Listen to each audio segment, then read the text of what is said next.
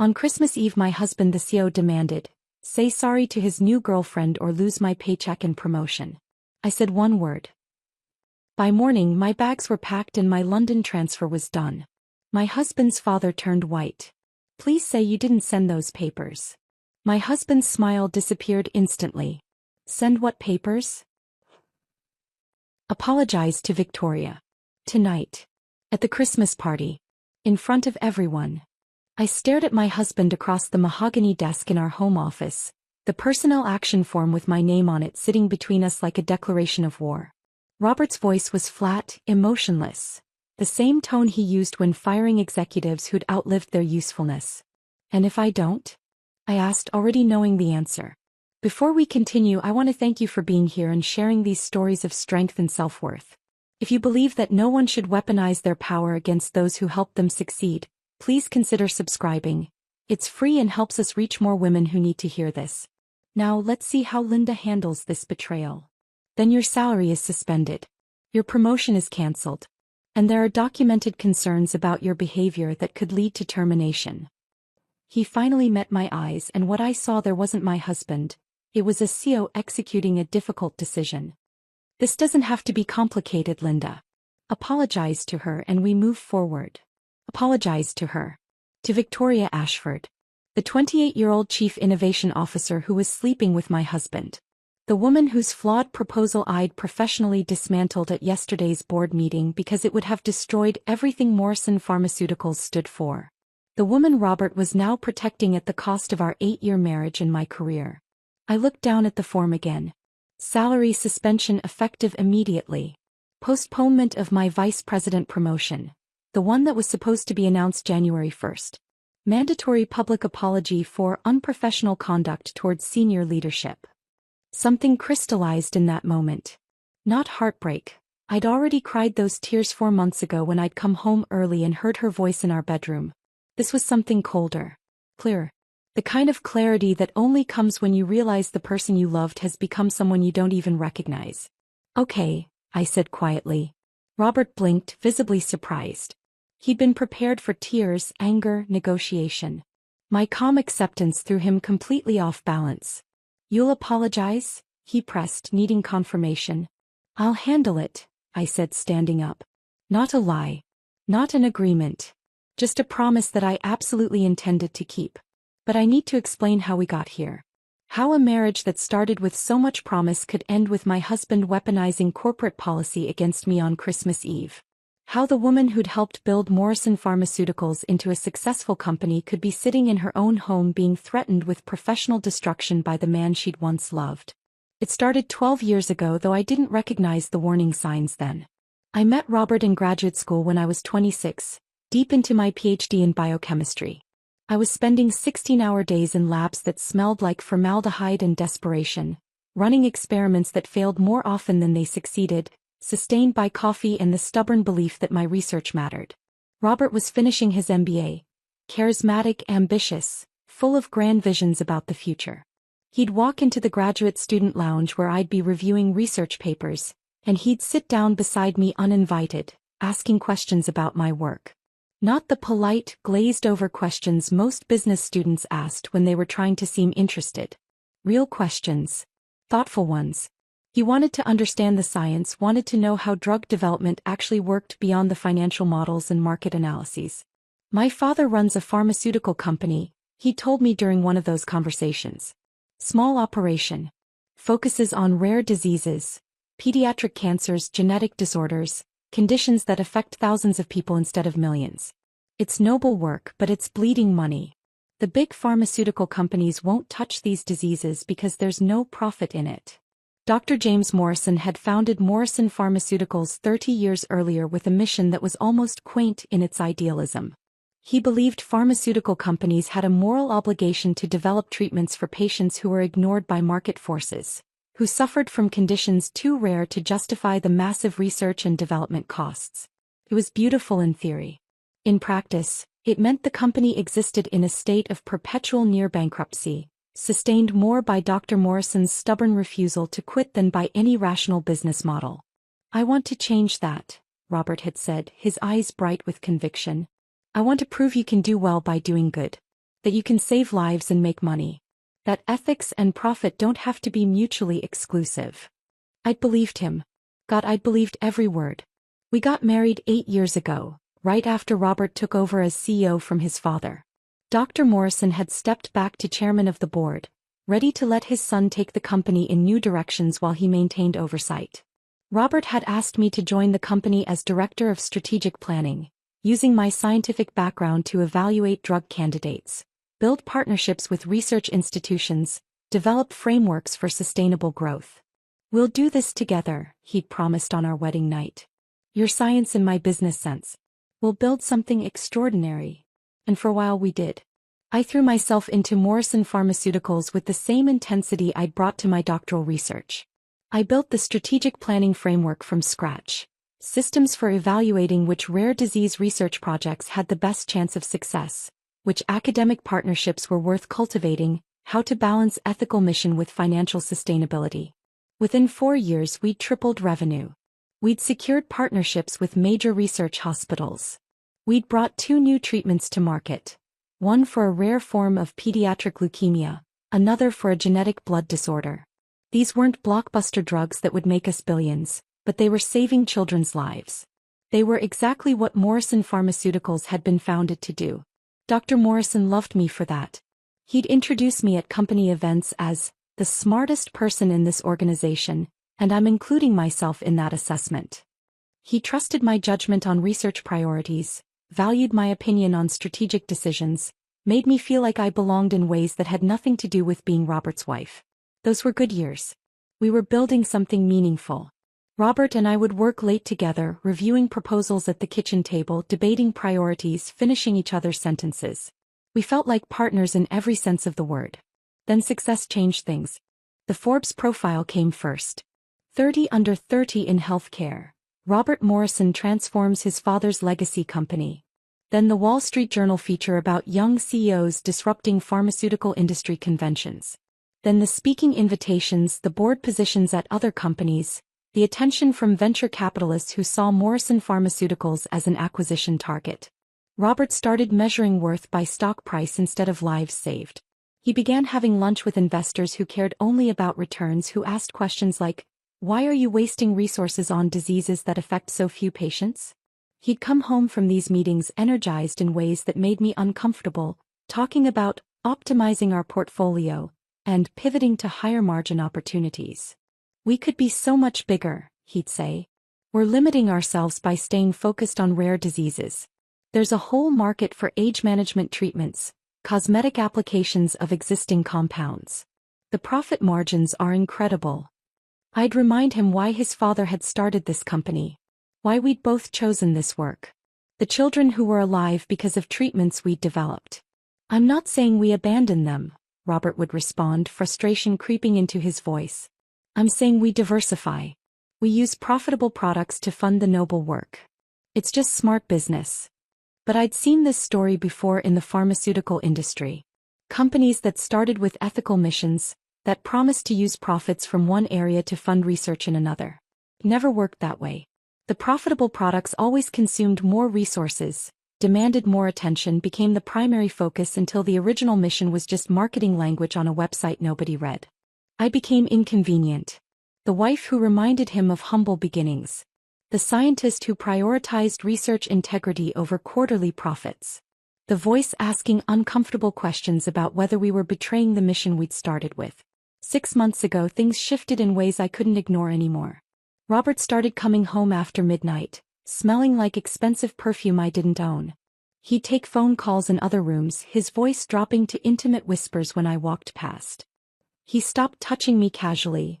No more hand on my shoulder when we passed in the hallway, no more kiss on the forehead when I was working late. He stopped asking about my day. Stopped listening when I talked. Stopped seeing me as anything except an obstacle to whatever future he'd convinced himself he was building. I told myself I was being paranoid. That the stress of leadership was affecting him. That successful marriages required understanding and patience. That once we got past this growth phase, things would return to how they'd been. I was lying to myself, but confronting the truth felt impossible. Then came the day 4 months ago that shattered every comfortable delusion I'd been clinging to. I'd been at a conference in Boston, 3 days of presentations about breakthrough cancer treatments, networking with researchers whose work could potentially partner with ours. My mind was spinning with possibilities when I decided to come home a day early to surprise Robert. I even stopped at the grocery store buying ingredients for pasta carbonara, the dish I'd perfected during our first year of marriage when we were still people who cooked together, who laughed over kitchen disasters, who had time for each other.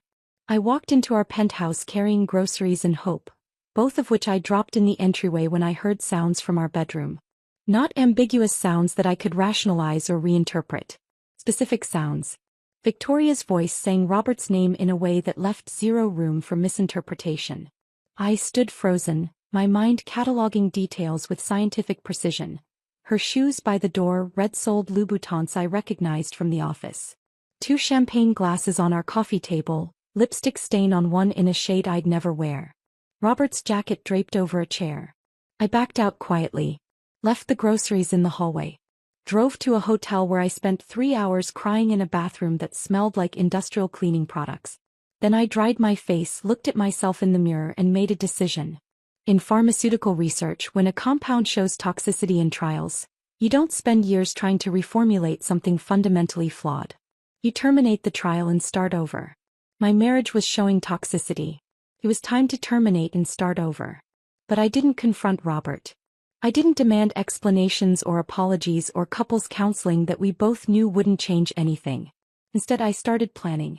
The next morning, I called Dr. Morrison and asked about the European expansion he'd mentioned months earlier.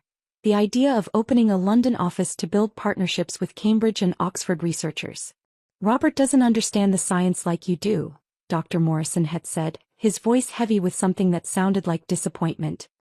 He's becoming too focused on financials. I need someone in London who remembers why we started this company. I volunteered immediately. For 4 months, I'd been working evenings and weekends building those London relationships. Vetting researchers.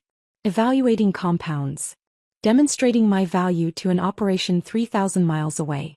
And I'd been documenting everything else. Victoria's flawed proposals. Robert's ethical compromises. Company credit card statements showing hotel rooms and jewelry purchases that had nothing to do with business. Not for revenge. For protection. For the inevitable moment when Robert would try to destroy me professionally to protect his affair. Which brought me to yesterday's board meeting where everything finally came to a head. Victoria had presented her grand restructuring proposal. Redirecting 60% of our research budget away from rare disease treatments toward cosmetic anti-aging products. It was filled with buzzwords about high-margin opportunities, and graphs that looked impressive until you examined the underlying assumptions. The science was shallow. The ethics were non-existent. It was everything Morrison Pharmaceuticals had been founded to oppose. I'd spent 3 days preparing a counter-analysis that methodically dismantled every assumption in Victoria's proposal. I'd documented why it would destroy our reputation, alienate research partners, betray our mission. Dr. Morrison had listened to both presentations, then removed his reading glasses with deliberate precision. Linda's analysis is sound. Victoria's proposal has merit for a different kind of company, but it's not who we are. Motion to table indefinitely.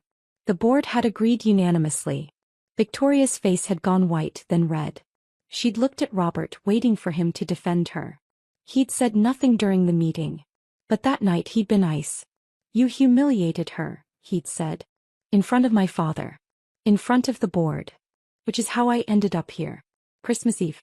Sitting across from my husband while he demanded I apologize to his mistress or lose everything I'd built. Okay, I'd said. And I meant it. I would handle this. Just not the way Robert expected.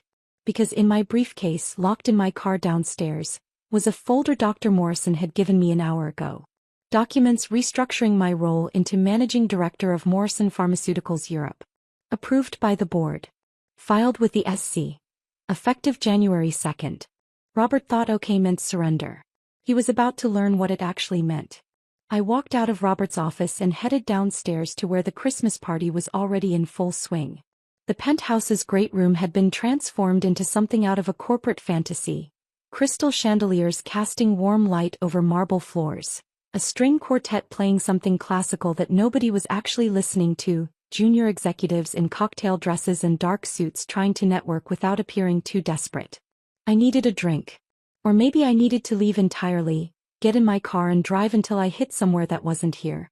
But Dr. Morrison had asked me specifically to attend tonight, and after what he'd done for me, after that folder sitting in my briefcase with documents that would change everything, I owed him at least a few hours of presence. I grabbed champagne from a passing waiter and positioned myself near the windows, watching the snow fall over Manhattan while half listening to conversations about fourth-quarter earnings and holiday travel plans.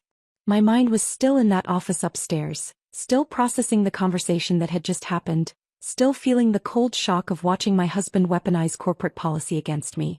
Linda. I turned to find Jennifer Chin from Regulatory Affairs standing beside me, concern written across her face. Jennifer and I had worked together for 6 years. She was brilliant, meticulous, and one of the few people in the company who seemed to operate outside the political games that consumed everyone else. "Are you okay?" she asked quietly. "You look like you've seen a ghost." "Something like that," I said, taking a long drink of champagne that tasted too expensive and too cold. Jennifer glanced around to make sure no one was close enough to overhear. "It's about Victoria, isn't it? Robert's making you pay for yesterday's board meeting." I looked at her sharply. "How did you?" "Everyone knows," Jennifer interrupted gently. "About Robert and Victoria. About the board meeting. About the fact that you absolutely demolished her proposal with data she couldn't argue against." She paused. "People are taking sides, Linda. And you might be surprised to learn that most of the actual scientists are on yours. That shouldn't have mattered, but it did. It mattered more than I wanted to admit. Robert wants me to apologize to her," I said quietly. "Tonight. In front of everyone. Says my salary is suspended and my promotion is cancelled until I do." Jennifer's face went pale, then flushed with anger. "He can't do that. That's abuse of authority. He's the CEO," I said. "He can do whatever he wants. Dr. Morrison would never." "Dr. Morrison doesn't know yet." I looked at Jennifer carefully, weighing how much to say, how much to trust. "But he will. Soon." Jennifer studied my face, reading something there that made her expression shift from anger to curiosity. "You have a plan." "I have options," I corrected. Before Jennifer could respond, the energy in the room shifted. Conversations quieted, people turned toward the entrance, and I knew without looking that Victoria had arrived. Victoria Ashford was beautiful in the way that stops conversations. Tall, blonde, wearing a red dress that probably cost more than most people's monthly rent. She moved through the room like she owned it, which I supposed she thought she did now that she'd secured the CEO's attention. I'd watched this transformation over the past 6 months. Ever since Robert had hired her as Chief Innovation Officer without consulting me despite the obvious overlap with my strategic planning responsibilities. She'd arrived with credentials that looked perfect on paper. Stanford MBA, former consultant at Bain, a TED Talk on disruptive innovation in healthcare, that had 2 million views. I'd watched that talk once, forcing myself through 18 minutes of buzzwords and inspirational platitudes that said absolutely nothing of substance if you actually understood pharmaceutical research. But Robert had been mesmerized. I remembered watching him during her interview presentation, seeing something in his eyes I hadn't seen in years when he looked at me. Fascination, desire, that particular thrill of something new and shiny and untested. "We need fresh perspectives," he told me when I'd questioned the hire privately. "New ways of thinking. You're brilliant, Linda, but sometimes you're too focused on the science and not enough on the business." Translation: you care about the mission and that's become inconvenient. I should have fought harder then. Should have insisted on being part of the decision-making process. Should have recognized that Robert was already laying groundwork for my marginalization, choosing someone whose loyalty would be to him rather than to the company's founding principles. But I'd still been trying to be the supportive wife, still believing that questioning his judgment would make me look insecure rather than professionally concerned. Victoria saw me across the room and smiled, bright and sharp and triumphant. She raised her champagne glass in a mock toast that made my stomach turn. "She thinks she's won," Jennifer murmured beside me. "She has won," I said. "At least the battle she thinks we're fighting." "What does that mean?" I drained my champagne and set the empty glass on a nearby table. "It means Victoria is playing checkers while the rest of us are playing chess." 3 months after Victoria's arrival, she'd presented her grand strategic vision to the board. The restructuring proposal that had led directly to yesterday's disaster and tonight's ultimatum. I'd spent 3 days preparing my counteranalysis, barely sleeping, surviving on coffee and the growing rage that came from watching someone with minimal pharmaceutical knowledge try to dismantle decades of meaningful work. Victoria's proposal had been full of graphs that looked impressive and buzzwords that meant nothing. Pivoting to high-margin opportunities. Optimizing resource allocation. Leveraging existing compounds for expanded market penetration. What it actually meant was abandoning children with rare genetic disorders in favor of selling anti-aging creams to wealthy consumers who didn't need them. The science was shallow, repurposing existing compounds for cosmetic applications, work that required minimal research but could be marketed at premium prices. The profit margins were undeniably attractive. The ethics were non-existent. I'd documented every flaw in her analysis. The false assumptions about market size. The underestimated costs of regulatory approval for cosmetic products. The complete failure to account for reputational damage when our lead researchers resigned in protest, which they would and which I'd documented with signed statements from 3 department heads. When I'd presented at the board meeting, Victoria's face had gone white, then red. Her voice had gotten sharper and more defensive with each challenge, revealing that she didn't actually understand the science she was proposing to revolutionize. Dr. Morrison had listened to both presentations with that careful attention he brought to everything. When Victoria finished, he'd removed his reading glasses and set them on the table with deliberate precision. Linda's analysis is sound, he'd said quietly. Victoria's proposal has merit for a different kind of company, but it's not who we are. Motion to table indefinitely. The board had agreed unanimously. I should have felt vindication. Instead, I'd felt dread watching Robert's face throughout the meeting, seeing him store every moment of Victoria's humiliation like ammunition he'd use later. Which he had. Less than 24 hours later, in fact. Linda. I turned to find Robert standing beside me, Victoria at his side, her hand possessive on his arm. Up close she was even more striking. Perfect makeup, perfect hair, that particular polish that came from having both money and time to maintain it. Robert, I said evenly. Victoria. We need to talk, Robert said, his voice carrying that flat authority that meant this wasn't a request. I thought we already did, I replied. In your office. About 30 minutes ago. Robert's jaw tightened. I meant all 3 of us. Victoria deserves an explanation for yesterday's. Victoria got an explanation yesterday, I interrupted, looking directly at her.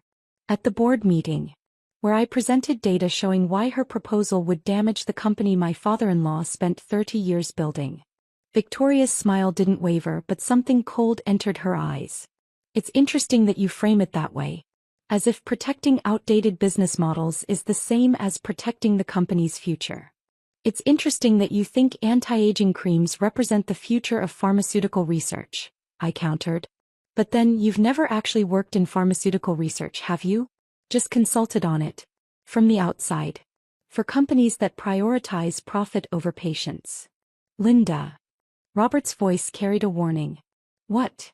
I looked at him. Did you want me to apologize now? Here. Is that what this conversation is about? Robert glanced around, noticing that we'd attracted attention, that nearby conversations had gone quiet as people sensed confrontation. Not here, he said tightly. Upstairs. In my office. 5 minutes. He walked away without waiting for confirmation, Victoria following, her red dress a slash of color through the neutral-toned crowd. Jennifer appeared at my elbow. Please tell me you're not going up there alone. I'm not alone, I said quietly. I have everything I need. Linda, he's going to try to force this. In front of her. He's going to make you choose between your dignity and your career. I know, I said. But Jennifer, he doesn't understand what choice I've already made. I touched her arm briefly, grateful for her concern, then headed toward the elevator that would take me back upstairs to Robert's office. Back to the conversation that would end my marriage and begin everything else. The folder in my briefcase felt heavier than it should, full of documents that represented 4 months of quiet preparation, of building relationships Robert knew nothing about, of creating options he didn't know existed. Okay, I'd told him earlier. And I'd meant it. But not in any way he understood. The elevator doors closed and I watched the party disappear below me. All those people celebrating a holiday in a company that was about to change in ways they couldn't yet imagine. When the doors opened on the executive floor, I could see lights spilling from Robert's office down the hall. I squared my shoulders and walked toward it. Toward the confrontation that had been coming since the day I'd heard Victoria's voice in my bedroom 4 months ago. Toward the moment when OK would transform from apparent surrender into something Robert would spend months trying to understand. Robert's office was exactly as I'd left it 30 minutes earlier. Mahogany desk positioned to dominate the room, floor-to-ceiling windows offering a view of Manhattan that had probably cost more than most people earned in a lifetime, everything arranged to project power and control. Victoria was already there, standing near the windows with her champagne glass, looking like she belonged in this space more than I ever had.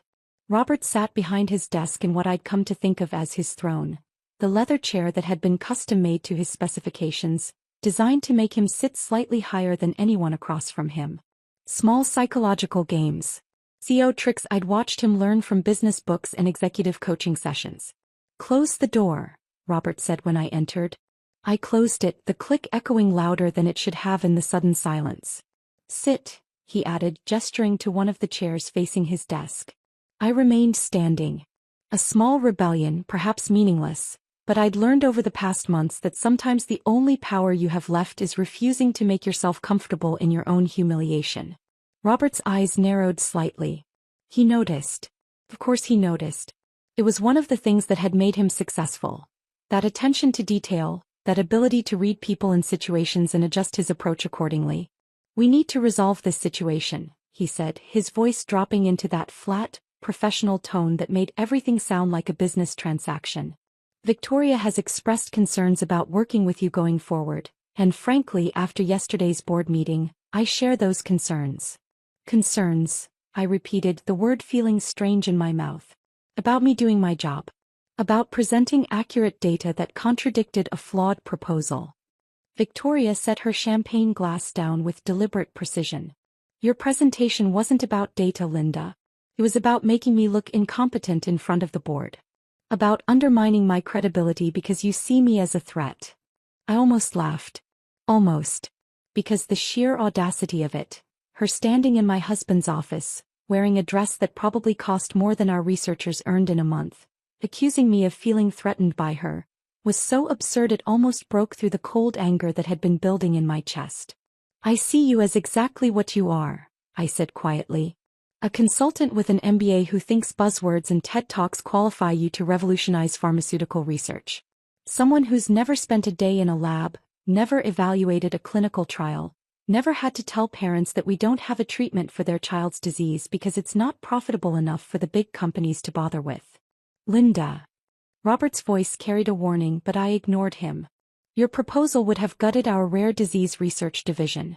It would have driven away every serious researcher we have. It would have destroyed everything Morrison Pharmaceuticals was founded to do. And yes, I presented data showing exactly that. Because that's my job. Or it was, until apparently doing my job became grounds for disciplinary action." Victoria's face had gone red, her composure cracking. "This is exactly what I'm talking about. This hostility.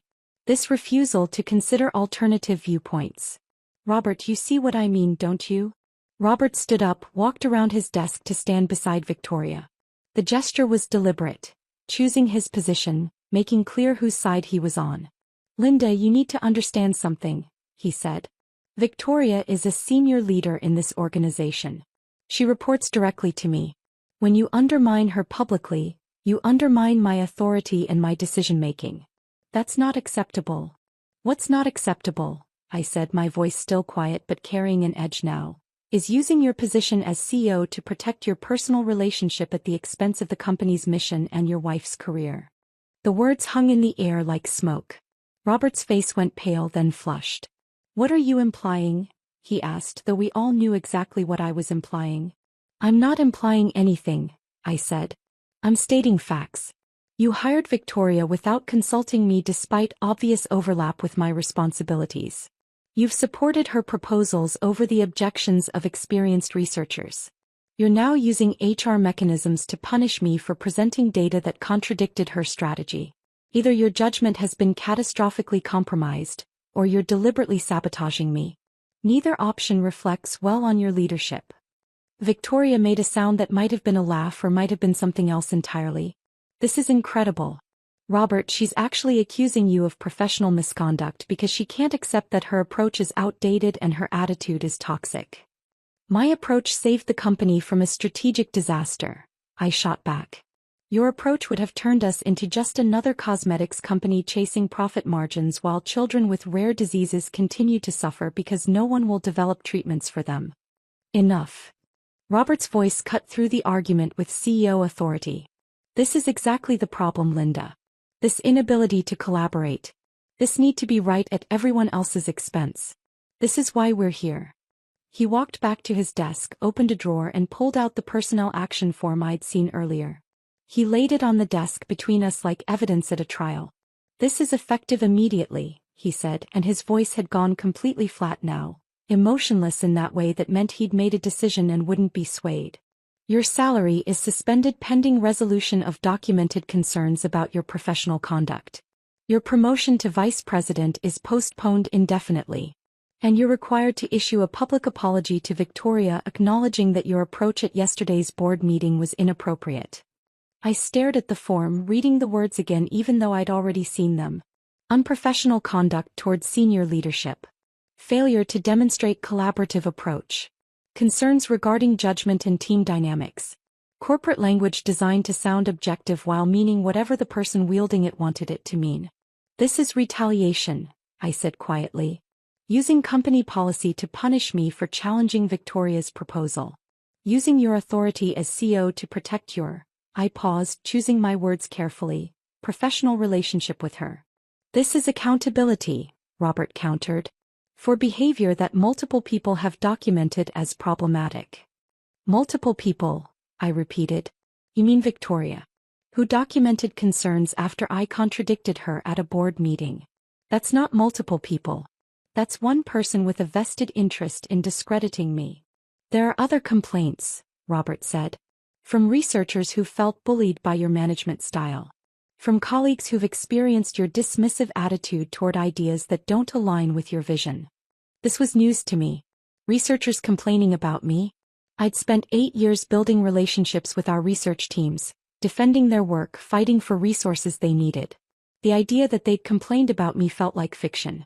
Unless Robert was simply making it up. Creating a paper trail to justify what he was about to do. Show me the documentation, I said. These complaints from researchers. I want to see them. That's part of the HR investigation, Robert said. You'll have access to relevant materials through the proper channels. In other words, you can't show me because they don't exist. In other words, there are proper procedures that we're following. Robert's voice was getting harder now, frustrated that I wasn't simply accepting this. Linda, I'm trying to handle this professionally. I'm giving you a chance to resolve this without it escalating further.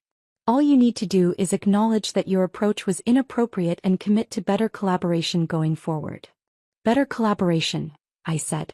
Meaning I should support Victoria's proposals even when they're fundamentally flawed. Meaning I should stay quiet when I see strategic mistakes being made. Meaning I should prioritize protecting egos over protecting the company's mission. Meaning you should treat senior leadership with respect.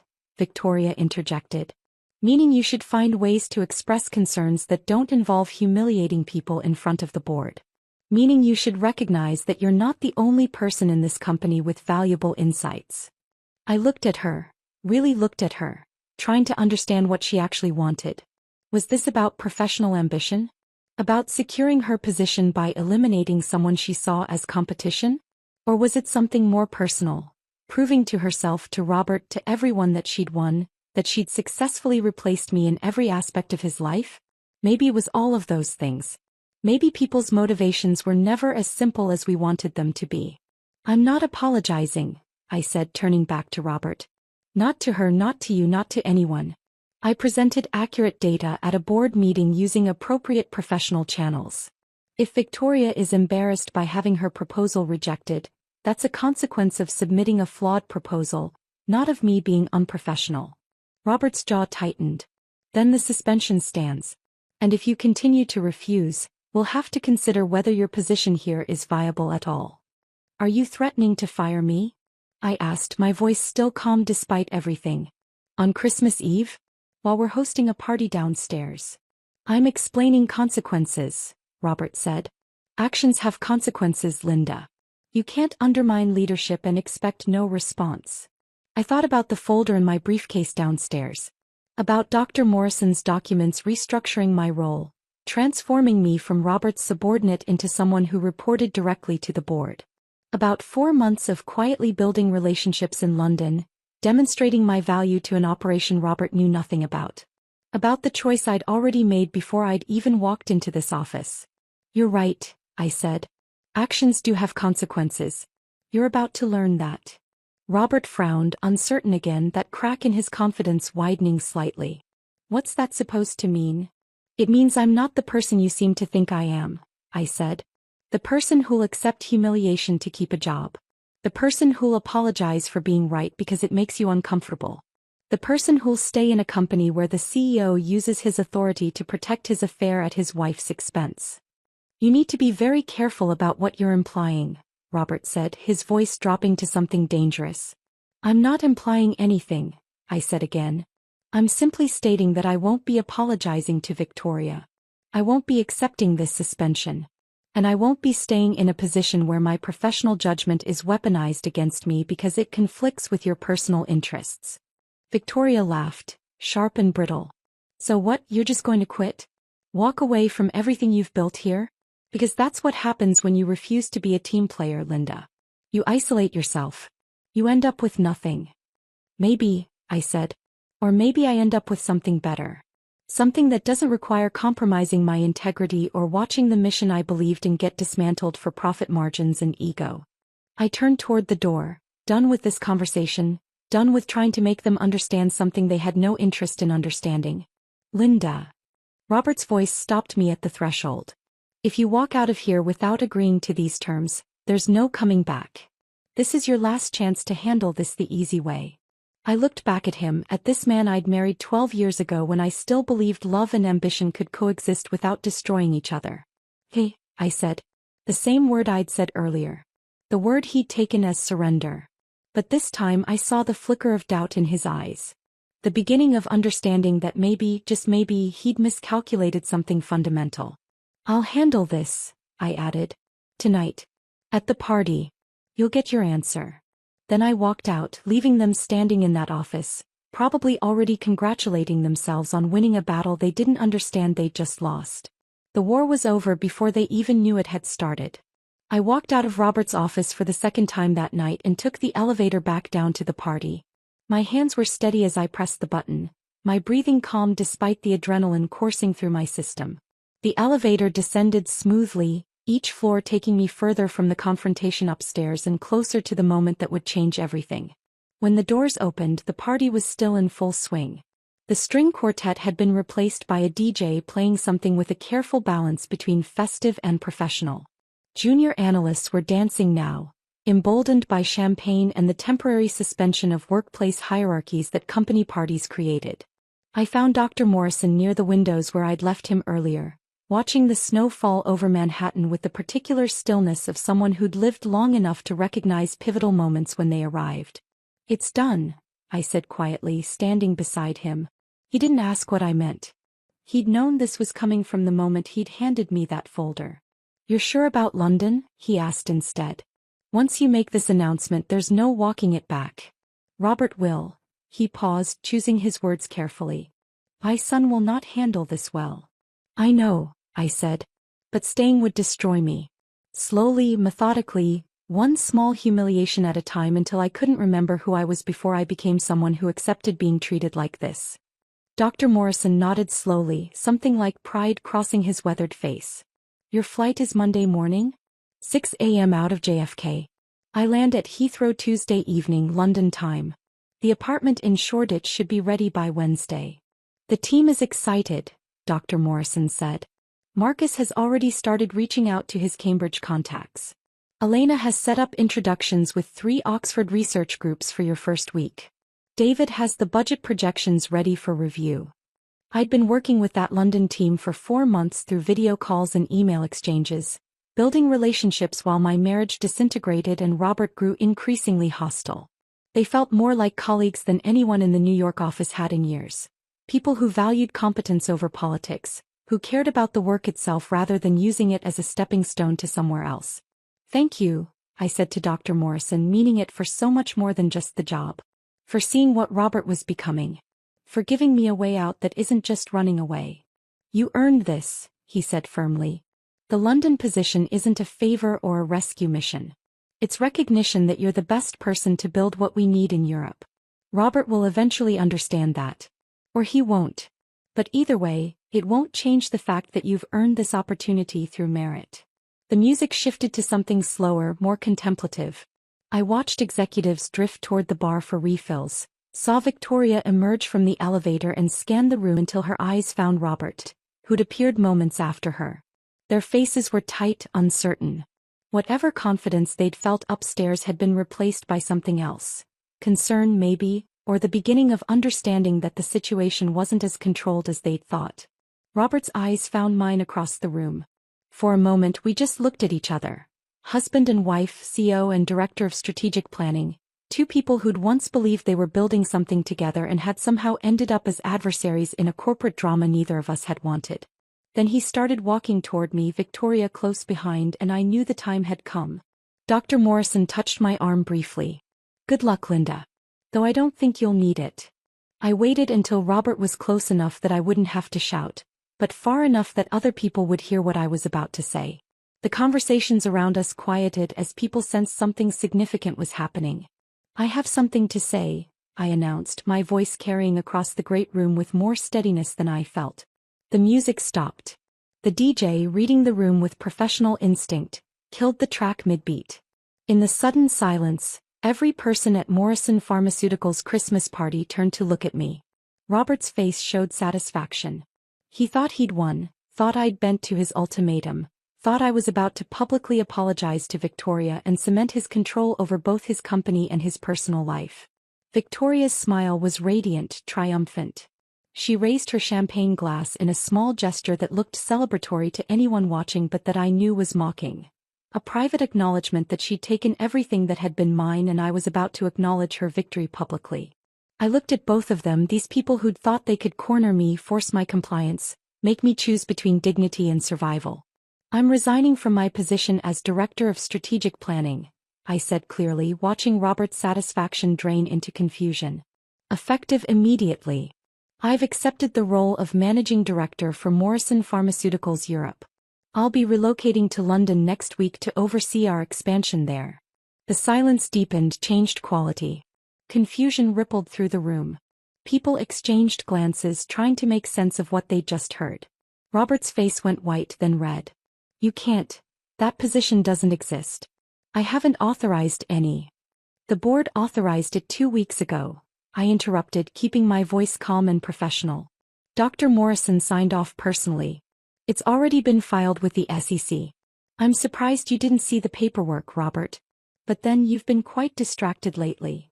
That last part was petty, perhaps, but I allowed myself the small satisfaction of watching him realize that everyone in this room now understood exactly what I was implying. Dr. Morrison stepped forward from where he'd been standing near the windows. "Robert, perhaps we should discuss this in private." "No." Robert's voice was sharp, almost desperate. "Linda, you can't just leave. We have projects that there are responsibilities. That need someone who understands the science," I finished for him. "Someone who cares about the mission. I'll be doing exactly that work in London. Everything's already arranged. Housing, visa, team structure. I start January 2nd. I turned to Victoria, gave her the coldest smile I could manage. "Congratulations on your promotion to Director of Strategic Planning. I'm sure you'll do wonderfully. I've left detailed transition notes in my office. You'll need them." Victoria's face had gone pale. She'd expected humiliation, mine, not hers. She'd expected validation, public acknowledgement that she'd won, that she'd successfully replaced me in every aspect of Robert's life. Instead, she was being handed a job she wasn't qualified for, in front of everyone who knew she wasn't qualified for it, as the woman she tried to destroy walked away with dignity intact. I started toward the exit, my head high, my heart pounding but my expression serene. Linda, wait, Robert's voice cracked slightly. We need to talk about this. You can't just. I paused at the door, looked back at the room full of executives watching this corporate drama unfold. My eyes found Dr. Morrison, who gave me the slightest nod of approval. Okay, I said, using the same word I'd given Robert twice already tonight. The word he'd taken as surrender. In this context, in front of all these witnesses, it meant something entirely different. It meant, okay, I'm done. Okay, I choose myself. Okay, you're about to discover what happens when you mistake silence for weakness. Then I walked out into the December night, into the snow that was falling harder now, into the first moments of my new life. Behind me, I heard Robert's voice, loud with panic. Dad, please tell me she didn't file the succession documents. Please tell me you didn't sign off on equity restructuring without consulting me. Dr. Morrison's response was quiet but carried in the sudden silence. I consulted with the board, Robert. That's all the consultation required. Perhaps you should have paid more attention to what your wife was building instead of a deliberate pause, other concerns. I didn't stay to hear the rest. I had 36 hours until my flight to London, a hotel room near JFK waiting for me, and the beginning of a future that was finally entirely mine. The snow was cold against my face as I walked to where I'd parked my car. My phone was already buzzing with texts and calls, but I ignored them all. There would be time for logistics and explanations and the administrative dismantling of a marriage. But tonight I just needed to feel this. The weight lifting from my chest, the possibility opening before me, the understanding that I'd chosen myself over everything else and the sky hadn't fallen. I'd survived. More than survived. I'd won, though not in any way Robert or Victoria would understand. I'd won by refusing to play their game. By building something they didn't know existed until it was too late to stop it. By saying okay and meaning something completely different from what they'd heard. I got in my car and drove toward JFK, toward the hotel room where I'd spend Christmas morning, toward London and a team who didn't know about affairs or betrayals or marriages ending in penthouse offices. Toward a life where I could just be Linda again. Where my work would be judged on merit rather than politics. Where I wouldn't have to fight for space in my own marriage or dignity in my own company. The Manhattan skyline receded in my rearview mirror, getting smaller and smaller until it disappeared entirely, swallowed by snow and distance. And I felt nothing but relief. The hotel room near JFK was exactly what you'd expect from corporate lodging: beige walls, generic landscape prints, a bed that was comfortable enough but forgettable. I checked in just after midnight on Christmas Eve, still wearing the emerald silk dress from the party, my suitcases already packed and waiting in the car. I should have felt something dramatic. Grief, maybe, or rage, or the kind of cathartic relief that comes from finally escaping something toxic. Instead, I just felt tired and oddly empty, like I'd been holding my breath for months and had finally exhaled but didn't quite know what to do with the space that created. My phone had been buzzing constantly since I'd left the party. I'd turned off the sound, but the screen kept lighting up with notifications. Texts, calls, voicemails accumulating like evidence of the chaos I'd left behind. 23 calls from Robert. 18 from Victoria. 6 from various executives. I didn't answer any of them. Instead, I ordered room service, a club sandwich I barely touched, and spent Christmas Eve reviewing documents for London, trying to focus on the future rather than the wreckage of the past. Christmas morning, I woke early and called Dr. Morrison. He answered on the first ring, his voice alert despite the hour. Linda. How are you holding up? I'm fine, I said, which wasn't quite true but wasn't quite a lie either. How bad was it after I left? Dr. Morrison sighed and I heard coffee being poured, that small domestic sound somehow grounding across the phone line. Robert spent most of the night trying to find legal grounds to block your transfer. He called 3 different lawyers, woke up the board's general counsel at 1 a.m. They all told him the same thing.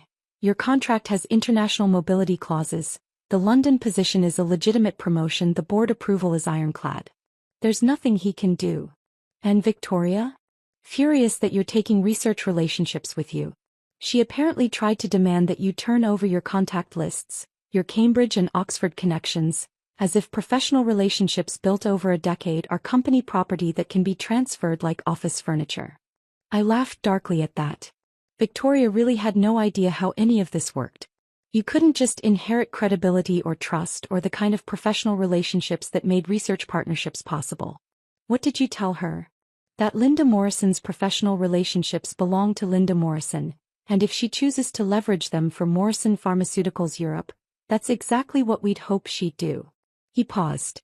Robert asked me to reconsider the London position. Said having you operating independently would create conflicts with his strategic vision for the company. What did you say? I said that perhaps it's time the company had more than one strategic vision. That relying entirely on one person's judgment, especially when that judgment has been questionable lately, isn't sound governance. Another pause, heavier this time. He hung up on me, Linda. First time he's ever done that. We talked logistics after that. My flight Monday morning, the apartment in Shoreditch that would be ready by Wednesday, the team that was already preparing for my arrival. Before hanging up, Dr. Morrison said something that made my chest tighten. I'm sorry. For what he did to you. For what he became. You deserved better from my son and from this family. I sat with that apology for a long time after the call ended, staring out at the New York skyline through the hotel window, gray and cold in December morning light. I spent the rest of Christmas Day in that room, not celebrating but preparing. I reviewed housing contracts, studied UK employment regulations, mapped out my first 90 days in London with the same methodical precision I'd brought to pharmaceutical research. My phone buzzed periodically with text from Robert. First angry, then pleading, then angry again. I didn't read them. I'd blocked his number after typing out a single response. My lawyer will contact you about separation proceedings. Please have all future communication go through legal counsel. Monday morning came too quickly and not quickly enough. I checked out of the hotel at 4 a.m., returned my rental car, went through security with my British work visa and my carefully organized documents proving that yes, I had legitimate employment waiting in London. No, I wasn't planning to overstay. The flight was long and gave me too much time to think. I'd brought work, research proposals to review, partnership agreements to study, but found myself staring out the window instead, watching the Atlantic scroll past below, that vast gray expanse separating my old life from whatever came next. I landed at Heathrow Tuesday evening, exhausted and disoriented by jet lag and the sheer magnitude of what I'd just done. But Marcus met me at arrivals with a sign that said, Dr. Morrison, and a genuinely warm smile, and something in my chest loosened slightly. Welcome to London, he said, helping with my luggage. The team is very excited to work with you. We've got your apartment ready, groceries stocked, even found a decent coffee maker since Elena mentioned Americans are particular about their coffee. That small kindness, the thoughtfulness of stocking groceries, of thinking about coffee preferences, made me feel more welcome than I'd felt in New York in years. The Shoreditch office was everything Dr. Morrison had promised. Modern but not ostentatious, filled with natural light, the kind of space where you could actually think rather than just perform productivity for whoever might be watching. My team was small, 8 people initially, but they were genuinely excited about the work we'd be doing. Not excited about climbing corporate ladders or positioning themselves for promotions, but excited about the actual science, the actual mission of developing treatments for diseases nobody else would touch. No one here knows, I realized during that first week. About the affair. About the Christmas Eve confrontation. About personnel action forms and ultimatums and marriages ending in penthouse offices. They just knew me as Dr. Linda Morrison, the new managing director with a reputation for identifying promising research partnerships and building sustainable operations. It was liberating in ways I hadn't expected. But New York didn't disappear just because I'd flown across an ocean. News filtered back through professional networks and former colleagues who stayed in touch despite the awkwardness of my departure. Jennifer from Regulatory Affairs started sending emails, carefully worded updates that felt like intelligence reports from behind enemy lines. Thought you should know, they always began before detailing the latest disaster. Victoria's Cosmetics pivot had been approved by Robert over objections from senior researchers. Within 2 months, 3 of our best scientists had resigned in protest. Dr. Sarah Chin, who'd been developing a promising treatment for pediatric leukemia, had left for Johns Hopkins, taking her entire research team with her. Dr. Michael Rodriguez, our lead researcher on rare genetic disorders, had accepted a position at Boston Children's Hospital, explicitly citing the company's abandonment of its founding mission. Each departure created ripples. Other researchers grew nervous, started updating their CVs, taking calls from recruiters. Morale collapsed. Productivity suffered. The culture here is toxic now, Jennifer wrote in March. People don't trust leadership. Robert keeps promising that the cosmetics division will generate revenue to fund rare disease research, but nobody believes him. It's the same lie pharmaceutical companies always tell: we'll do the profitable work to subsidize the mission work, and it never actually works that way. I read these updates with complicated feelings. Vindication that I'd been right about Victoria's proposal, but also sadness watching something I'd helped build crumble from leadership failures I'd predicted but couldn't prevent. Mark from research operations called every few weeks, ostensibly with technical questions about projects I'd initiated but really just checking on me, making sure London was working out. "You should see the Fortune profile they did on Robert," he said during one call in late spring. "It's incredible." Glowing praise for his bold strategic vision and willingness to make tough decisions. They make him sound like he's revolutionizing healthcare. I found the article later that day. Couldn't help myself despite knowing it would just make me angry. The profile was exactly what Mark had described. Robert photographed in his corner office, looking confident and visionary. Victoria mentioned as his innovative chief strategy officer driving expansion into high-growth markets. My departure referenced in a single sentence about restructuring leadership and amicable transition. Amicable. That word again. As if anything about what had happened was amicable. What the Fortune journalist hadn't mentioned, what they'd either missed or deliberately ignored, was the talent hemorrhaging from Morrison Pharmaceuticals, the erosion of academic partnerships, the quiet crisis happening beneath Robert's carefully managed public image. Does he believe his own spin now? I'd asked Mark. Or is he just performing for the cameras? I honestly don't know anymore, Mark had replied. He and Victoria are inseparable. She's basically co-CEO at this point. They make every major decision together, and anyone who questions them gets marginalized or pushed out. Through Jennifer's updates, I learned that Victoria was struggling badly in her expanded role. Turned out an MBA and a TED Talk didn't actually prepare you to evaluate pharmaceutical research or build relationships with academics who'd spent decades in the field. She tried to leverage my old Cambridge and Oxford contacts, but those relationships had been built on trust and scientific credibility she simply didn't possess. Dr. Hammond at Cambridge had apparently told her, quite directly, that he had no interest in partnering with a company that prioritized anti-aging creams over life-saving treatments. Dr. Okonkwo at Oxford had been more diplomatic but equally firm. Morrison Pharmaceuticals' reputation had deteriorated significantly under new leadership. Victoria had responded by trying to buy partnerships, throwing money at institutions, offering inflated research grants, attempting to purchase credibility she couldn't earn.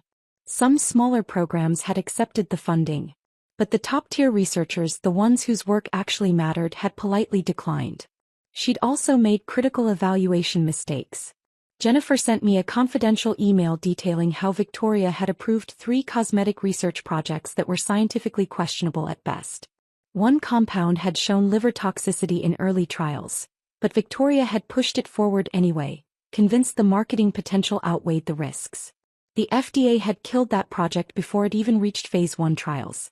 Cost to Morrison Pharmaceuticals: $8 million and significant reputational damage. Robert should have held Victoria accountable for these failures. Instead, he defended every decision, interpreted every criticism as personal attack rather than legitimate professional concern. It was the same dynamic I'd experienced. Robert's ego so entangled with Victoria that admitting her incompetence would mean admitting his own judgment had been catastrophically compromised. By July, 7 months after I'd left, the cracks were becoming impossible to hide. Morrison Pharmaceuticals' stock price had dropped 15%. An industry analyst published a report questioning whether the company had lost its competitive advantage in rare disease treatments, the very niche that had made them valuable. Dr. Morrison called me one evening in August, his voice carrying exhaustion that worried me deeply. "The board is getting restless," he said. 3 members have approached me privately expressing concerns about Robert's leadership. They're not ready to act yet, but they're watching carefully. "What are you going to do?" I asked. Long pause. "He's my son, Linda. I want to believe he'll recognize his mistakes and correct course." But I'm also the chairman of a company with responsibilities to employees, patients, shareholders. If he continues like this. He didn't finish the sentence. Didn't need to. We talked about London after that. He wanted detailed reports on our progress, seemed to draw energy from hearing about partnerships succeeding, compounds advancing through trials. You're building what I always hoped this company could be, he said before hanging up. Robert's building what I always feared it might become. That conversation haunted me for days. Dr. Morrison was 74 now, visibly declining, watching his life's work fracture under his son's leadership. I threw myself deeper into London work, partly to justify his faith in me, partly to avoid dwelling on New York's collapse. A disaster I'd escaped but couldn't completely separate myself from. Not when it involved people I'd worked with and a mission I still believed in despite everything. The London summer was surprisingly warm that July, the kind of weather that made British people declare a heat wave, while Americans looked confused about what the fuss was over 75 degrees. I'd been in the office late working on a partnership proposal with Cambridge when my phone rang around 7 p.m. Dr. Morrison's name on the screen made my stomach tighten. He didn't usually call this late, and when he did, it meant something significant had happened. Linda. His voice sounded strained, older than I'd heard it even during our difficult conversations about Robert's declining leadership. I need to tell you something before you hear it elsewhere. The board is launching an investigation into Robert's use of company funds. I set down my pen carefully, my mind immediately jumping to those credit card statements I'd documented months ago. The hotel rooms. The jewelry purchases. The restaurant bills that had nothing to do with legitimate business expenses. What kind of investigation? I asked, keeping my voice neutral. Inappropriate expenses. Possible personal enrichment. Violations of our ethics policies. Dr. Morrison paused, and I heard something that might have been a glass being set down, liquid being poured. He was drinking, which he rarely did. An anonymous report was filed with our compliance hotline 3 weeks ago. Very detailed documentation. Dates, amounts, even photographs of credit card statements. My chest tightened. Dr. Morrison, I need you to understand something. I documented those expenses, yes. I kept records as insurance in case Robert tried to come after me legally. But I never filed any reports. I never sent anything to compliance or the board or anyone else. I had to ask, he said quietly. Not because I thought you would, but because the board will ask me and I needed to be able to answer honestly. Then who? I asked, though even as the words left my mouth, the answer was crystallizing with devastating clarity. That's what I can't figure out, Dr. Morrison said. Who else would have access to this information? Who else would have documentation detailed enough to? Victoria, I interrupted. Silence on the other end of the line. Then, what? But she and Robert are together. Why would she? We're together, I corrected, my mind racing through the implications. Dr. Morrison, think about it. Victoria aligned herself with Robert when he had power and could advance her career. But what's been happening over the past 7 months? I could hear him thinking, connecting dots. The researcher departures. The failed projects. The stock price decline. Exactly. Robert's reputation has been declining steadily. The board has been questioning his judgment. And Victoria has been struggling visibly in her role. She can't build academic partnerships, she's made costly evaluation mistakes, she's basically proven that she's not qualified for the position Robert gave her. I stood up, pacing my office as the pieces fell into place. She's cutting ties before the ship sinks. And what better way than to position herself as a whistleblower? She can claim she was uncomfortable with Robert's ethics all along but felt too vulnerable to speak up until now. She distances herself from his failures, gets credit for doing the right thing, maybe even angles for his position when he's forced out. Dr. Morrison was quiet for a long moment. That's extraordinarily calculating. That's Victoria, I said. She's always been calculating. That's what made her successful as a consultant. The ability to read situations and position herself advantageously. Robert mistook that for genuine connection because he wanted to believe someone that beautiful and ambitious actually cared about him rather than what he could do for her. God, Dr. Morrison said softly. What have I let happen to my company? You didn't let anything happen, I said firmly. Robert made his choices. Victoria made hers. You're the one who created alternatives, who made sure the mission could survive regardless of what happened in New York. London is thriving because you had the foresight to build something separate from Robert's leadership. We talked for another 20 minutes about the investigation, how external counsel had been brought in, how thoroughly they were reviewing expenses, how Robert would be given a chance to explain, but the documentation was apparently damning. If the board asks for your documentation, Dr. Morrison said before hanging up, would you provide it? I thought carefully. If it's necessary to protect the company, yes. But I won't volunteer it. I don't want to be the vindictive ex-wife who brought him down. If Victoria's evidence is sufficient, let that be enough. The investigation took 3 months. I heard about it in pieces, through Dr. Morrison's periodic updates, through Jennifer's increasingly detailed emails, through the strange silence from other New York contacts who suddenly didn't know what to say to me. Jennifer's access to board-level gossip turned out to be surprisingly comprehensive. Her emails painted a picture of methodical demolition as external counsel interviewed employees, reviewed transactions, built a timeline that couldn't be explained away. They found nearly $200,000 in inappropriate expenses over 18 months, she wrote in September. Hotel suites. Jewelry that never appeared on any gift disclosure forms. Restaurant bills that clearly weren't business-related. And here's the part that's really damaging. Robert approved consulting contracts with a firm owned by Victoria's brother. Never disclosed the connection, never went through proper conflict of interest review. Basically used company money to funnel income to Victoria's family.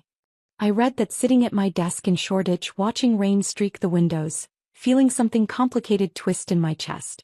Not satisfaction exactly, but a kind of grim validation. I'd been right about Robert's judgment being compromised. I'd been right that his relationship with Victoria was affecting his professional decisions.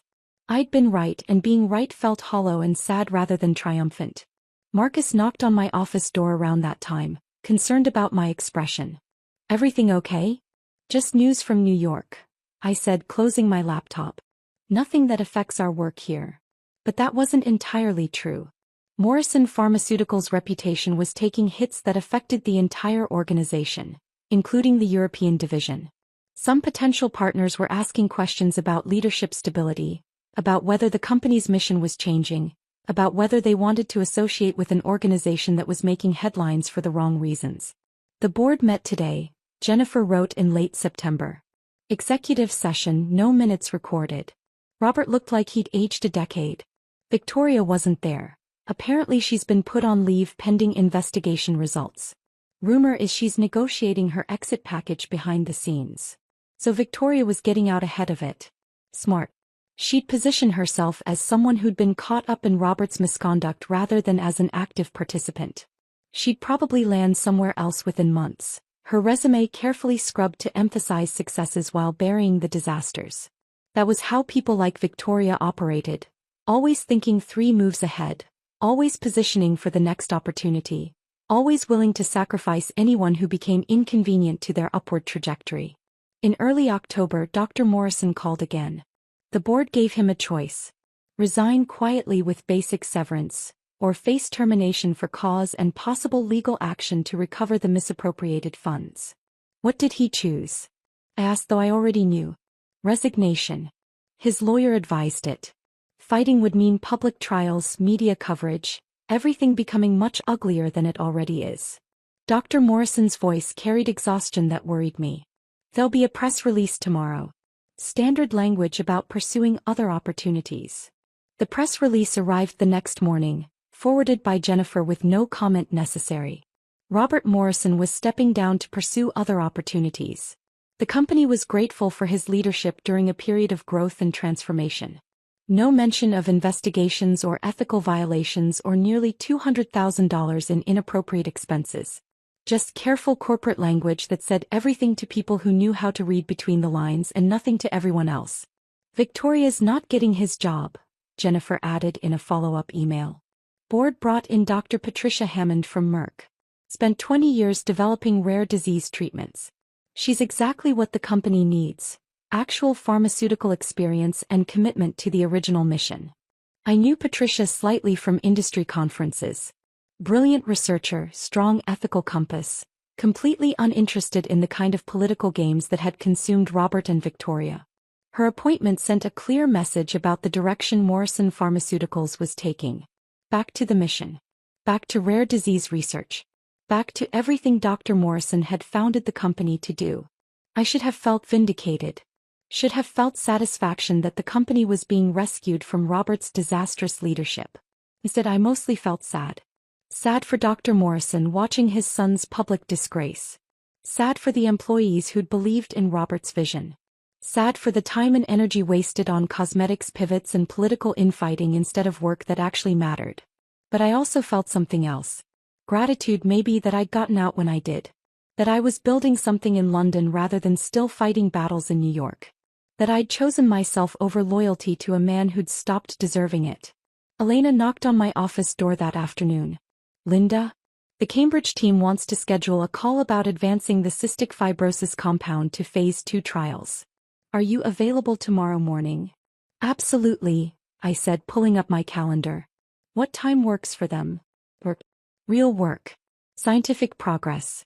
Children's lives being saved. This was what mattered. Not corporate drama or executive downfalls or investigations into expense accounts. Robert's choices had consequences. Victoria's calculation had paid off in the short term but would probably haunt her long term. Dr. Morrison's company was being rescued by someone who actually understood its mission. Me. I was exactly where I needed to be, building something real while New York sorted through the wreckage of everything Robert had destroyed. The investigation concluded. Robert resigned. Victoria left quietly with her severance package and carefully crafted narrative. And Morrison Pharmaceuticals began the slow work of rebuilding its reputation under Patricia Hammond's leadership. I stayed in London watching it all from across the Atlantic, grateful for the distance, grateful for the escape, grateful that OK had meant exactly what I'd needed it to mean. Life in London had settled into a rhythm by the second year. The European division had grown from 8 people to 63, with offices now in London, Paris, and Berlin. We had 7 compounds in various stages of clinical trials, partnerships with 12 research institutions across Europe, and a reputation for being the part of Morrison Pharmaceuticals that had stayed true to the original mission. I'd made friends, actual friends, not just professional contacts. Emma, a researcher at Imperial College who I'd met through Marcus. David, a patent attorney who lived in my building and had talked me through the complicated process of international intellectual property law over numerous pub dinners. Sarah, an American expat who ran a bookshop in Bloomsbury and reminded me that life existed beyond pharmaceutical research. I'd built a life, in other words. Not the life I'd imagined when I was 26 and getting married, but a good life. An authentic one. So when the email arrived on a Tuesday morning in March, 2 years and 3 months after I'd walked out of that Christmas party, I almost deleted it without reading. The sender address was one I didn't recognize. The subject line was simple, something I need to say. Spam probably. Or a phishing attempt. I hovered my cursor over the delete button. But something made me open it instead. The first line told me everything. Linda, I've been in therapy for 6 months. Robert. I should have stopped reading right there. Should have deleted it and maintained the walls I'd carefully built that had made peace possible. But curiosity is a powerful thing, and after 2 years of silence, part of me needed to know what he possibly thought he had to say now. My therapist suggested I write this. The email continued, not because you owe me anything but because I owe you the truth. I destroyed our marriage because I was terrified of my own inadequacy. I sat back in my chair staring at those words on my screen. You were brilliant. Everyone knew it. You understood the science in ways I never could. My father respected your judgment over mine. The researchers trusted you more than they trusted me. Instead of dealing with that insecurity, I tried to diminish you. I found someone who made me feel superior instead of inadequate. I used my position to punish you for being competent. I convinced myself you were the problem when the truth was I'd become someone I didn't recognize. Rain was streaking the windows of my Shoreditch office, that persistent London drizzle that never quite qualified as rain but soaked you thoroughly anyway. I read that paragraph 3 times, feeling complicated things. Robert was finally saying what I'd known for years. Finally admitting what had been obvious to everyone except him. But acknowledgement 2 years late couldn't undo the damage, couldn't erase the humiliation or the pain or the years of my life I'd spent trying to save something that had already died. The email went on. Victoria left me 6 months ago, by the way. Once I lost the CEO position, I stopped being useful to her. She's at a biotech startup now, still climbing, still ambitious, still everything she always was. I almost laughed at that. Of course Victoria had left once Robert lost his utility. Of course she'd landed somewhere else, probably with a carefully crafted narrative about having been caught up in circumstances beyond her control. That was who she'd always been. Someone who'd climb over anyone to get where she was going, then rewrite history to make herself look principled in the process. "I'm not asking for forgiveness," Robert wrote. "I'm not asking for anything. I just wanted you to know that what you did, walking away, choosing yourself, building something meaningful in London, taught me more about leadership and integrity than I learned in my entire time as CEO. You were right. About the cosmetics pivot, about Victoria, about the cost of compromising our mission for profit. About everything. I hope London is everything you needed it to be. I hope you found peace." Robert. I stared at that closing for a long time. Hope you found peace. As if peace was something you found rather than something you built, day by day, decision by decision, through the hard work of choosing yourself even when it cost you everything you thought you wanted. But yeah, I had found peace. Or built it. Whichever. I spent an hour debating whether to respond at all. Part of me wanted to just delete the email and pretend I'd never seen it. But another part, the part that had loved Robert once, that had believed in what we were building together, felt like he deserved some acknowledgement. Finally, I wrote back, "Robert, thank you for your honesty. I hope your therapy continues to help. I hope you find your way back to the person you were before ambition consumed everything else. Take care." Brief. True. Not warm but not cruel. Acknowledging his message without reopening doors that needed to stay closed. I hit send and closed my laptop, stood at my window watching London traffic below, thinking about how far I'd come from that Christmas Eve when my world had shattered. Robert's apology didn't change the past. It didn't make the betrayal hurt less or the humiliation fade. But it did offer something valuable. Confirmation that walking away had been exactly right, that the problem hadn't been me, that I'd made the only choice possible when staying would have meant slowly losing myself. 6 months later, on a cold September morning, I got a call from Patricia Hammond. "Linda." Her voice was gentle in a way that immediately made my stomach drop. "I have difficult news. James passed away last night. Peacefully in his sleep. His family was with him." I sat down heavily, my office suddenly feeling too small, the air too thin. Dr. Morrison. The man who'd seen me as more than just Robert's wife. Who'd valued my judgment. Who'd given me the escape route that had saved my life. Gone. "The memorial service is Saturday," Patricia continued. "In Manhattan. I know it's short notice, but the family specifically asked that you be notified. They said James would have wanted you there." I flew to New York that Friday, my first time back since I'd left 2 years and 9 months earlier. The city looked the same but felt different. Smaller, somehow less overwhelming, as if distance had shrunk it in my memory. The memorial service was at a Presbyterian church in Midtown, packed with hundreds of people whose lives Dr. Morrison had touched. Pharmaceutical industry leaders. Researchers whose work he'd funded. Patients. Actual patients, children who were alive because of treatments Morrison Pharmaceuticals had developed under his leadership. Patricia gave a eulogy that captured him perfectly. James Morrison built a company on the principle that every life has value, that diseases affecting thousands matter just as much as diseases affecting millions. In an industry often criticized for prioritizing shareholders over patients, he was a beacon of what healthcare capitalism could be at its best. I sat in the third row, crying quietly, mourning not just Dr. Morrison but everything he'd represented. The belief that you could be successful without being ruthless, that ethics and profit weren't mutually exclusive, that doing good and doing well didn't have to be opposing forces. Robert sat in the front row with his mother, looking older than his 42 years. Smaller somehow. Diminished in ways that went beyond physical appearance. Our eyes met once during the service. He nodded slightly. I nodded back. No words. No reconciliation. Just acknowledgement that we'd both loved the man being remembered and mourned, even if we'd betrayed that love in different ways. After the service, Dr. Morrison's lawyer, a man named Harold Chin who'd worked with the family for 30 years, pulled me aside. "Dr. Morrison left something for you," he said, handing me an envelope. "He asked that you read it privately." Back at my hotel that evening, I opened the envelope with hands that weren't quite steady. Inside was a letter in Dr. Morrison's familiar handwriting, dated 3 weeks before his death. Linda, if you're reading this, I'm gone. But before I go, I want you to know something. You saved my company. Not just the European division but the whole organization. By staying true to the mission, by refusing to compromise your ethics, by choosing to build something real instead of destroying Robert out of revenge, you reminded everyone what Morrison Pharmaceuticals was supposed to be. I had to stop reading, overwhelmed by emotion, grief and gratitude and the weight of being seen so clearly by someone who'd mattered so much. Robert was my son and I loved him. But you were the child of my vision, the one who understood what I was trying to build. Thank you for carrying that forward. Thank you for choosing integrity over revenge. The letter continued, and as I read the next paragraph, my breath caught. The company is yours now if you want it. The board is prepared to offer you the CEO position. I've left 40% of my voting shares to you, contingent on your acceptance. I stared at those words, reading them 3 times to make sure I understood correctly. Dr. Morrison had left me control of Morrison Pharmaceuticals.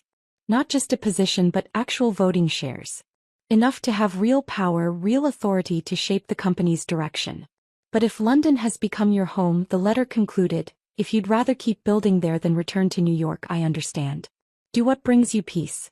You've earned that. With love and gratitude, James.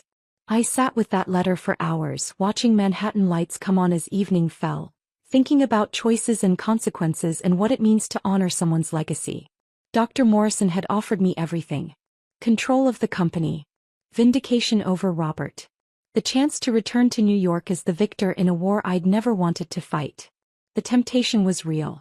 Part of me wanted to accept, wanted to prove I could lead the whole company, wanted the satisfaction of sitting in the CEO chair while Robert watched from wherever his life had taken him. But that would have been about ego. About revenge. About proving something to people whose opinions no longer mattered. And I'd learned something crucial in my 2 years in London. The best revenge isn't destruction. It's building something so good that their failure becomes irrelevant by comparison. I'd built that in London. I was still building it. The question was whether I wanted to give that up to return to New York and all the complicated history waiting there. I looked out at the Manhattan skyline, at the city that had once been my home, and I knew my answer. I flew back to London the next morning, Dr. Morrison's letter folded carefully in my bag, his words still echoing in my mind. The company is yours if you want it. 40% voting shares. The CEO position waiting for me. Everything I might have wanted 3 years ago, before the affair, before the ultimatum, before I'd learned that sometimes the thing you think you want most would actually destroy you. The call from Patricia Hammond came 2 days later, on a Wednesday afternoon while I was reviewing partnership agreements with the Karolinska Institute in Stockholm. Linda. Patricia's voice was warm but carried a professional uncertainty. I assume you've read James's letter by now. I have, I said carefully. Then you know the board is prepared to offer you the CEO position. I want to be clear. I was hired as interim leadership specifically because no one knew whether you'd accept the role James clearly intended for you. If you want to return to New York, I'll step aside. No hard feelings. This was always meant to be your company if you chose to claim it. I looked out my office window at the Thames, at the London skyline that had become so familiar over the past 2.5 years. Watched a tour boat drift past, tourists probably taking photos of Tower Bridge in the distance. Patricia, I appreciate the confidence, I said. Dr. Morrison's confidence, yours, the board's. It means more than you know. But, Patricia said, hearing what I hadn't said yet. But I'm going to decline. Silence on the other end. Then, can I ask why? Linda, this is everything most people in our industry spend entire careers working toward. Control of a major pharmaceutical company. The resources to shape research priorities. The platform to influence healthcare policy. Dr. Morrison built all of this and he wanted you to have it. Because I'm happy here, I said simply. I'm building something that matters. I have a team that functions on competence rather than politics. I make decisions based on science and ethics rather than stock prices and ego. I wake up every morning doing work that aligns with who I actually am. I paused, trying to find words for something I'd only recently fully understood myself. Accepting the CEO position would mean returning to New York. Navigating all the politics that destroyed my marriage. Constantly managing Robert's shadow and everyone's memories of what happened. Every decision I made would be examined through the lens of our history. Every challenge to my authority would carry subtext about whether I was qualified or just the ex-wife who came back to claim revenge. We could manage that, Patricia said.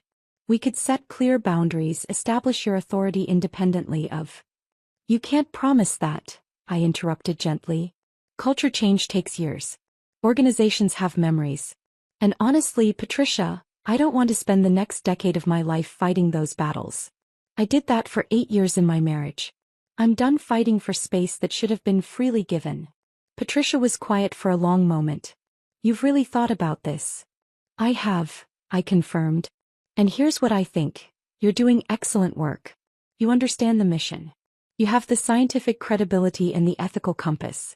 You're already refocusing Morrison Pharmaceuticals on rare disease research, repairing relationships with academic institutions, bringing back the researchers who left under Robert's leadership. I took a breath. You're exactly the leader Morrison Pharmaceuticals needs right now.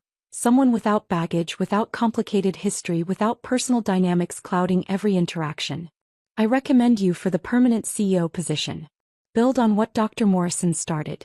And let me keep building the European division. We can accomplish more working together across the Atlantic than we could with me trying to navigate New York politics. You're sure? Patricia asked. This isn't fear talking? Because if you change your mind in 6 months. I'm sure, I said firmly. This isn't fear. It's clarity. For the first time in years, maybe in my entire adult life, I know exactly what I want and why. That's worth more than any title. We talked logistics after that, how the equity stake would work with me staying in London, how we'd coordinate between US and European operations, how we'd structure reporting relationships to honor Dr. Morrison's vision while building something sustainable. When I finally hung up, I felt a weight lift that I hadn't even fully realized I'd been carrying. The weight of expectation. Of obligation. Of feeling like I needed to prove something to people whose opinions had long since lost their power over me. I stayed in London. Over the next year, the European division grew to over 100 people with expanded offices in Paris and Berlin, and new partnerships across the continent. We became known as Morrison Pharmaceuticals Innovation Center. The place where ambitious rare disease research happened, where scientists came when they wanted to work on diseases that actually mattered rather than chasing blockbuster profits. The Karolinska Institute partnership yielded a promising compound for treating a rare form of muscular dystrophy. The Max Planck collaboration advanced research on genetic therapies for blood disorders. Cambridge and Oxford projects continued to progress through clinical trials. But the breakthrough came from an unexpected place. A small research group at the University of Edinburgh that Marcus had connected us with. They'd been working on a treatment for a rare form of pediatric leukemia that affected fewer than 300 children annually in Europe. Most pharmaceutical companies wouldn't touch it. The market was too small. The research was too risky. The profit potential was essentially zero. But Dr. Morrison hadn't founded Morrison Pharmaceuticals to chase profits. He'd founded it to save lives that bigger companies deemed not worth saving.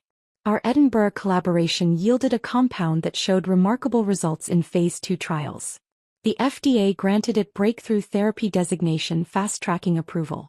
If it succeeded, when it succeeded, those 300 children would have a treatment option where none had existed before. That was vindication worth more than any CEO title. That was revenge in its purest form. Not destroying Robert but building something so meaningful that his failures became irrelevant by comparison. I thought about him sometimes. Wondered what he was doing, whether therapy had actually helped, whether he'd found any peace in whatever life he'd built after losing everything. Through industry contacts I heard fragments. He'd taken a consulting position at a mid-sized pharmaceutical company. Strategy work. Fine but unremarkable. The kind of career that paid well but left no particular mark on the world. Victoria had landed at a biotech startup, apparently having learned just enough from her Morrison Pharmaceuticals disasters to be moderately competent in a less prominent role. She'd probably climb again eventually. People like Victoria always did. But she'd never reach the heights she'd aimed for, would always carry the reputation of someone who'd slept her way to a position she couldn't actually perform. Neither of them was thriving. But neither had been completely destroyed either. They were just ordinary. Average. People who'd reached higher than their competence justified, failed spectacularly, and settled into comfortable mediocrity. Me. I was extraordinary, Not because of titles or recognition, but because I was doing work that mattered while living a life that felt authentic. I'd found peace in London. Not the absence of challenge or difficulty, but the presence of purpose and meaning and the daily satisfaction of building something real. Sometimes, late at night, I'd think about that Christmas Eve 3 years ago. About standing in Robert's office while he demanded I apologize to his mistress. About saying that one word, okay, and watching his face shift from triumph to confusion to eventual horror as he realized what okay actually meant. Okay hadn't meant agreement or surrender. It had meant, okay, I see who you've become. Okay, I'm done trying to save something that's already dead. Okay, I choose myself. Okay, watch what happens when you mistake silence for weakness. Those 2 syllables had carried me across an ocean, through years of rebuilding, through the collapse of everything I'd thought defined me. Marriage, position, identity constructed around someone else's success. They carried me into something better. Something real. Something entirely mine. I'd learned that revenge doesn't have to be destruction. Sometimes the best revenge is simply living well. Building something meaningful, finding peace, constructing a life on your own terms rather than someone else's expectations. I'd learned that walking away isn't weakness. It's often the bravest choice you can make when staying would mean slowly losing yourself. I'd learned that the relationships worth keeping are built on mutual respect rather than need or obligation or complicated power dynamics where love and control become impossible to separate. And I'd learned that okay is sometimes the most powerful word in any language. Not because it agrees but because it acknowledges reality and chooses differently. Sitting in my London office on a rainy Tuesday evening, reviewing research proposals that would save children's lives, surrounded by a team that valued competence over politics, living in a city that had become home in ways New York never was, I finally meant it completely. I was okay. And that wasn't just enough. That was everything. The European division continued to grow. The Edinburgh compound advanced toward approval. New partnerships formed with research institutions I'd only dreamed of working with. Robert's shadow faded until it was barely visible, just a lesson learned rather than a wound still bleeding. Victoria became irrelevant. Someone I occasionally heard about through industry gossip but who no longer occupied space in my thoughts. Dr. Morrison's legacy lived on, not in New York headquarters but in London labs, in children's hospitals across Europe, in research that saved lives because it was the right thing to do, not because it was profitable. And I lived. Fully, authentically, on my own terms. Sometimes people asked if I regretted not taking the CEO position.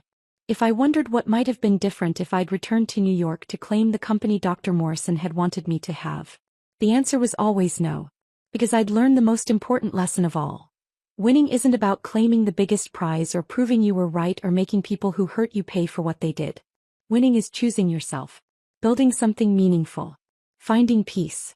And by that measure I'd won completely. Okay, I'd said 3 years ago. And okay, I meant now. Not as surrender. Not as acceptance of defeat, but as the most powerful declaration I'd ever made. I am okay. I chose myself. And that choice saved my life.